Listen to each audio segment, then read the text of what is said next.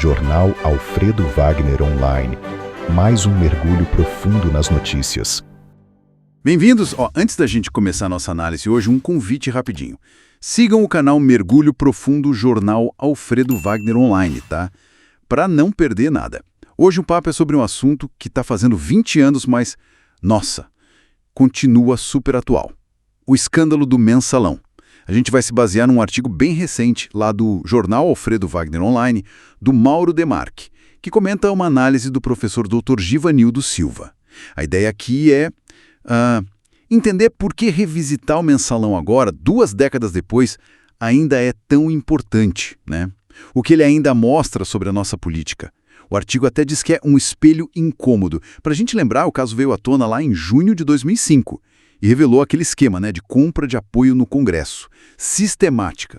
Exato. E foi, assim, um caso enorme, 40 pessoas acusadas formalmente, incluindo gente de alto escalão do governo da época, né, José Dirceu, Delúbio Soares, nomes bem conhecidos.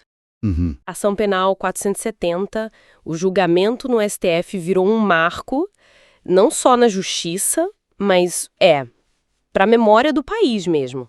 O centro da questão era isso, um executivo que meio que transformava o Congresso numa extensão paga do seu gabinete, sabe? Entendi. E aí vem a pergunta que o artigo, pela análise do Givanildo Silva, coloca pra gente pensar.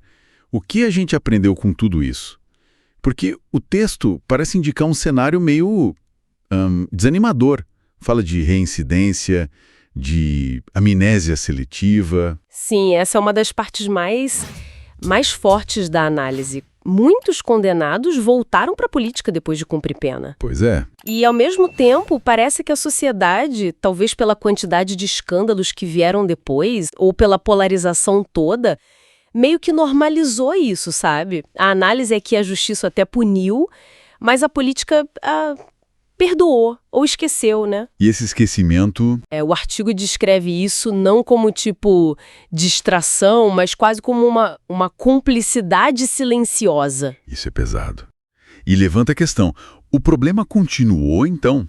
O artigo dá a entender que essa lógica da fidelidade comprada não só sobreviveu, como talvez tenha até evoluído. Exato. Cita o Petrolão, a Lava Jato. Sim, como se fossem ecos ou versões mais sofisticadas da mesma dinâmica. O ponto interessante da análise é essa ideia de que a corrupção em certos ambientes deixou de ser vista como exceção, né? Para se tornar quase uma engrenagem funcional aceita no jogo político. Uma engrenagem? O Congresso funcionando em muitos momentos como um mercado de votos. E a moeda de troca varia, né? Pode ser emenda, pode ser cargo, pode ser aquela blindagem política contra investigação. Caramba, e as consequências disso tudo pra gente, pro cidadão? O que acontece quando essa lógica se instala? Olha, o texto é bem claro nisso. A confiança nas instituições, ela vai pro ralo. Aquela frase do artigo é forte. Enquanto os escândalos se empilham, o cidadão comum paga a conta. E como a gente paga essa conta? Na qualidade ruim do serviço público, no descrédito geral com a política e talvez até afastando gente boa, gente ética de querer entrar na vida pública, né? Faz sentido. Então, pensando no quadro geral, o Mensalão foi mais que um escândalo isolado. Foi tipo um alarme. Exatamente. Um alarme sobre a saúde do sistema. E ignorar esse alarme, como o professor Silva adverte no artigo, é insistir no erro. O texto até menciona o que ele vê como um desmonte da Lava Jato e a normalização do fisiologismo. Fisiologismo? Aquela troca de apoio por cargos e vantagens, né? Isso. Como sinais de que a lição do Mensalão foi meio que deliberadamente deixada de lado. Entendi. Então, para a gente amarrar aqui, a grande mensagem dessa análise é sobre a importância da memória, uma memória crítica, ativa. Precisamente. Porque o esquecimento nesse contexto acaba ajudando quem pratica as irregularidades, né?